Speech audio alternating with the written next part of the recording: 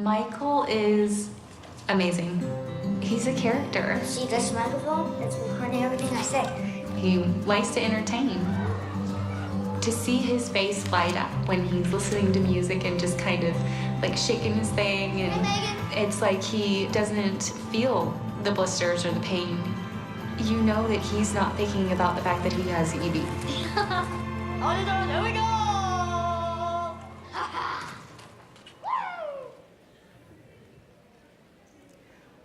Hi, I'm Toni Johnson. I'm Vice President of Knowledge and Influence with the Heron Foundation. I'm here today with Deshe and Alex Silver to talk about a venture philanthropy approach to curing a rare disease. So before we get started, I just want to tell you a little bit about the Heron Foundation. We're a 20-year-old foundation. We have about $300 million under management. We have 100% for mission in our approach. So that means regardless of whether we're investing in private equity, public equity, grants, bonds, we think about ways in which we can improve the equality, opportunity, and poverty issue in the United States. And so why I think that might be synergetic to the approach we're going to talk about today is it's really about creating a virtuous cycle so that we're not just taking some money over here that's invested traditionally and using just the proceeds toward philanthropy. So David, thanks for having me here today. I wanted to talk a little bit to you. David, your family has a philanthropy. Can you just talk a little bit about what was the process when you were thinking about how you were going to get involved and the cause that you picked and your personal reasons for picking it? Sure. We had started a philanthropic foundation as a family, and as we have all grown to be young adults as kids, my parents wanted to do something together as a family that we could all be committed to together, and we wanted to do something that would be more than just cutting a check and sending it out there, something to really be involved with. And as we looked at that, it kind of dawned on me that we have a very rare form of this terrible disease, which is called epidermolysis bullosa, or EB for short. And what EB is, as you can maybe get from the video, was that in its most severe forms, kids get cut very easily. Your skin doesn't create a protein that binds the layers of skin together. And we have the most mild form of it. But it was still very limiting as a kid, and 3 of the 4 children in my generation have it, and our kids will in all likelihood have this as well. So we thought to ourselves that we have this mild form, there's these kids out there that have this very severe form, and if we're not, you can see it kind of on here, if you look at even the eyebrows with EB, something as simple as blinking will cut a child with EB and make them have wounds. Falling on the ground is not pick yourself up and dust it off. If you have epidermolysis bullosa and you fall on the ground, you're going to the ER to maybe get skin grafts. It's pretty tragic. So we said to ourselves, we're in a position where we want to support a foundation. We want to support something with our foundation, with our time. And if we're not going to support a cause like this when we have it, who will? And that's really what led us to looking for the right cause. And during our research, we found that there's a new model for making charitable donations kind of as a hybrid investment, not for your personal gain, but through venture philanthropy, which is something that the EB Research Partnership was putting together, would be a unique way to tackle that. So when we were talking earlier, before we get to the partnership and venture philanthropy, can you talk a little bit more about your own personal experience and sort of how, so we have this picture of this young man Right. who's suffering terribly, but can you talk about the mild form? Yeah, so the mild form is, if I walk a mile on the streets of Manhattan in my shoes, I'll probably have blisters all over my feet as if I had gone for a normal person going for maybe a 30-mile walk in similar type shoes. When I play sports, my skin breaks really easily. Like I said, if I fall to the ground, I'm going to be going for a pretty severe cleaning at the hospital too, because a lot of my skin will fall off from it. But in the most, that's the mildest form, and that's what we have.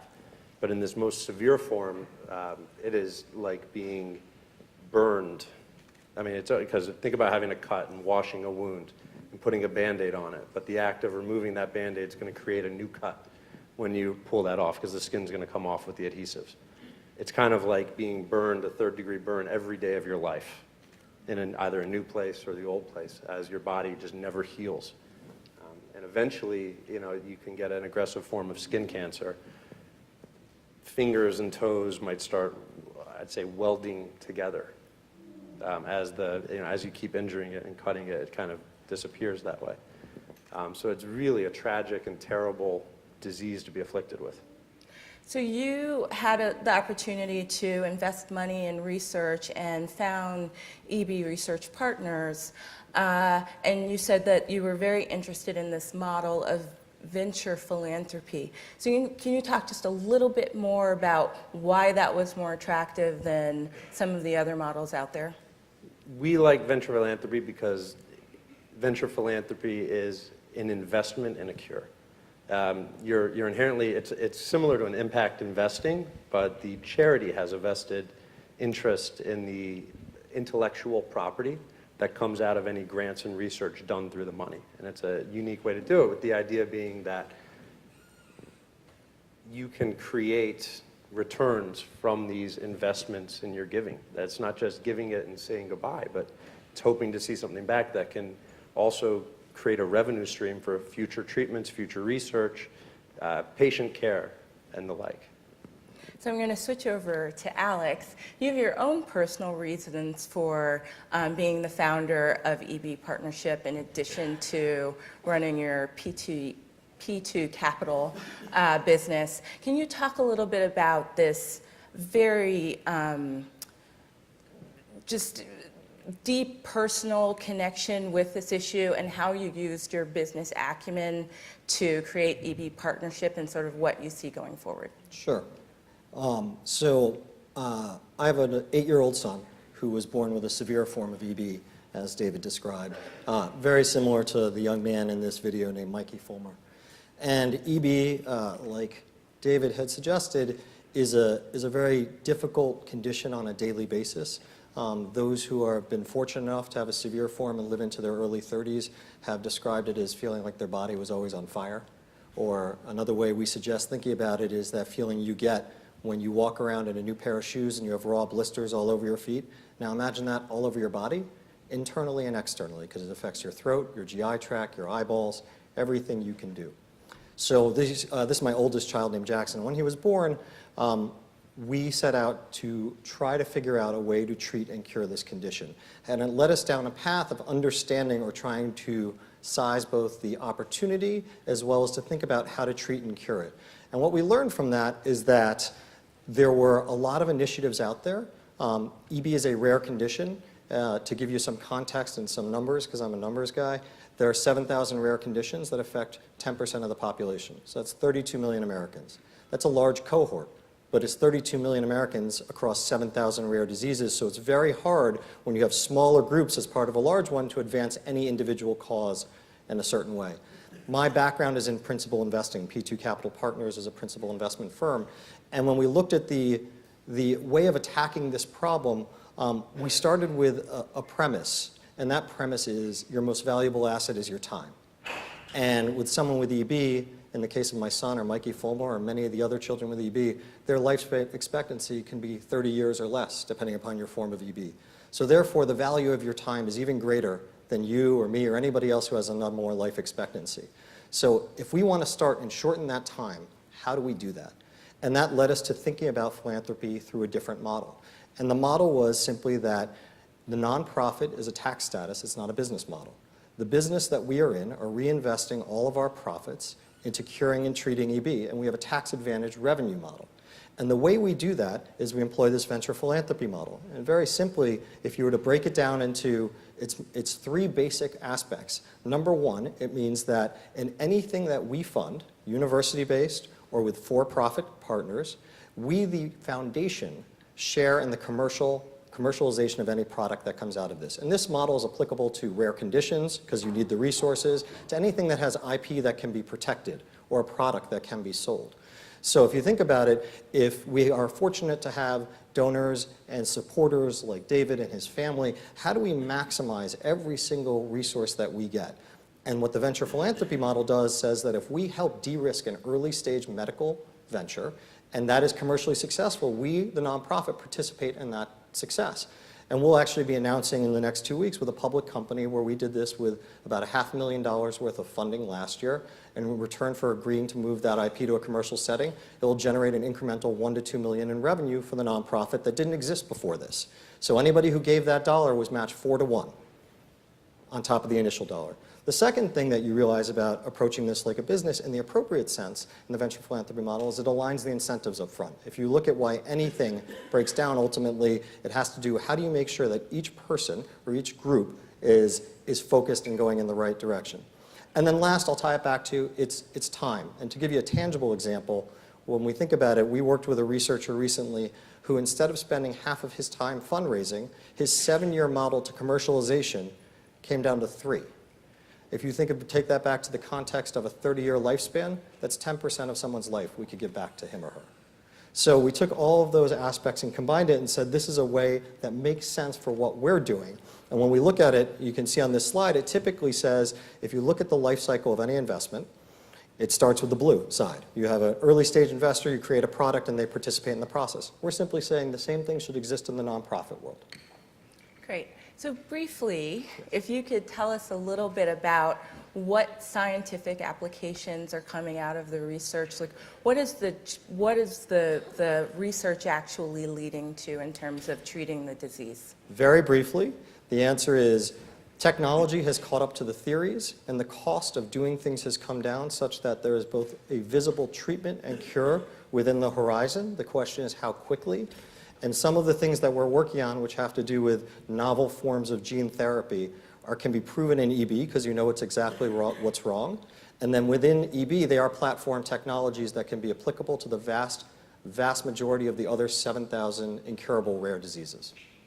Terrific. So,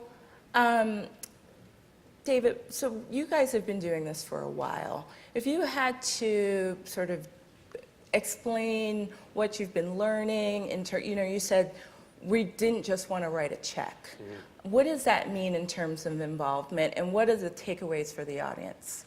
It also meant taking board seats on the charity, throwing different fundraisers and trying to put together other events in other cities so that we could be active as a family with it.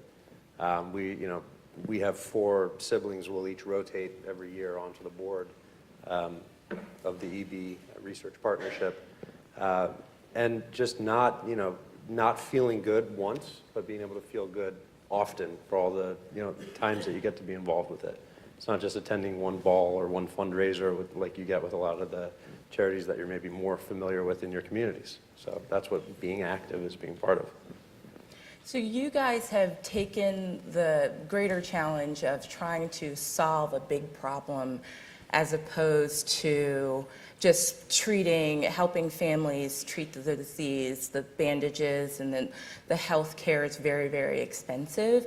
And that's short-term meaningful help, but you've actually trying to take on actually solving a big medical issue. Can you just you have a minute, 55 seconds, talk a little bit about what that feels like to actually have to stay back from that immediate need versus working on a long-term goal?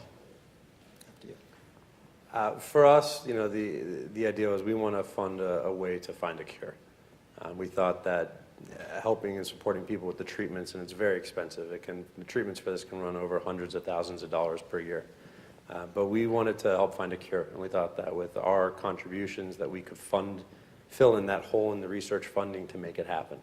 And hopefully, thanks to this model, we can fund the research to find a cure, and if there's any intellectual property that comes out of it, those revenue streams might be able to be used to fund treatments down the road and patient care. Great. Alex, I do you think have anything to David say? said it perfectly. I describe it as trying to sprint a marathon while holding your breath. And you want to get to a goal as fast as possible. And there's so many things you want to do along the way, like patient care, because cost of EB care is about $250,000 a year. Just think about that on average. And there's no specificity to ethnicity or gender. It's just bad luck. So if you're not in that position, you want to help along the way, but keeping true to our goal, because the best gift we can give any child with EB is a treatment or cure.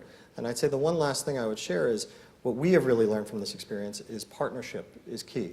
Partnership with, if we are fortunate to have not just donors, but partners like David and his family, and partners in the commercial world. That is ultimately what is going to advance this in a much more fast manner. Terrific. Thank you, guys.